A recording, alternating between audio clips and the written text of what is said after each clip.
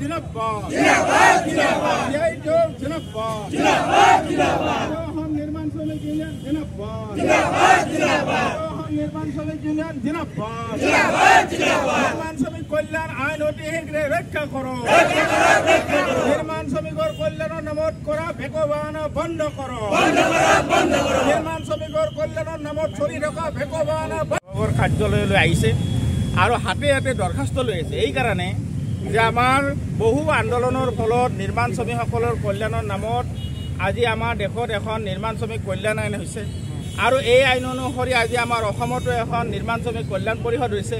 এই কল্যাণ পৰিষদৰ আইনমতে নিয়ম মতে যে আমাৰ অসমৰ যিমান নিৰ্মাণ শ্ৰমিক আছে তেখেতসকলক পেঞ্চন, বেমাৰ হ'লে চিকিৎসা, তেখেতসকলৰ মৃত্যু হ'লে এককালীন সাহায্য, ল'ৰা ছোৱালী শিক্ষা সাহায্য, বিভিন্ন শিতানত তেওঁলোকক কল্যাণ সাধন কৰাৰ কাৰণে ব্যৱস্থা আছে।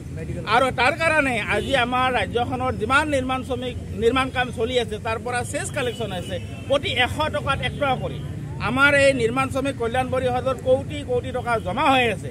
তাৰ পিছতো আজি নিৰ্মাণ শ্ৰমিকৰ নামত টকা সংগ্ৰহ কৰাৰ পিছতো নিৰ্মাণ শ্ৰমিকসকলে পেঞ্চনৰ কাৰণে, বেমাৰৰ চিকিৎসাৰ কাৰণে, তেওঁলোকৰ মৃত্যুৰ সাহায্যৰ কাৰণে বা বিভিন্ন শিতানত নিৰ্মাণ শ্ৰমিকসকলে দৰখাস্ত কৰাৰ পিছতো বছৰৰ পিছত বছৰ 2 বছৰ 3 বছৰ পিছতো তেওঁলোকে কল্যাণ পৰিষদে দিব পৰা নাই।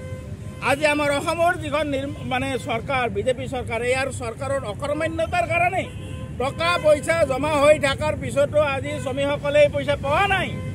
আমি আমাৰ নিৰ্মাণ শ্ৰমিকসকলৰ সংগঠন সদৌ অসম নিৰ্মাণ শ্ৰমিক ইউনিয়নে কেইবাবাৰ আমি দৰখাস্ত দিব আহিছোঁ, কাকুতি মিনতি কৰিছোঁ এই চৰকাৰক বা আমাৰ এই লেবাৰ ডিপাৰ্টমেণ্টক, কিন্তু তেওঁলোকে কামবিলাক কৰা নাই। আজি সেইকাৰণে অসমৰ নিৰ্মাণ শ্ৰমিকসকলে জিলাই জিলাই আজি আমাৰ গুৱাহাটীতো আমি ইয়াতে আহিছোঁ, আমি এখন দৰখাস্ত দিবা যে আমাৰ এই পইচাবিলাক আপোনালোকে খাব বিচাৰিছে না আমাক দিব বিচাৰিছে। গতিকে আজি আমাৰ ৰাজ্যখনতো আমি দেখি আছোঁ আমাৰ অসমৰ মুখ্যমন্ত্ৰীয়ে হওক বা আমাৰ যিবিলাক তেওঁলোকৰ সাংগ বাংগ তেওঁলোকে ৰাইজৰ সম্পত্তি কেনেকৈ লুট কৰি আছে।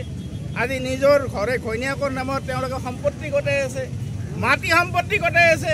আমাৰতো বিশ্বাস হৈছে যে আমাৰ কল্যাণ পৰিষদৰ কৌটি কৰি থকা তেওঁলোকে এতিয়া নিজৰ কৰি লোৱাৰো সম্ভাৱনা আছে।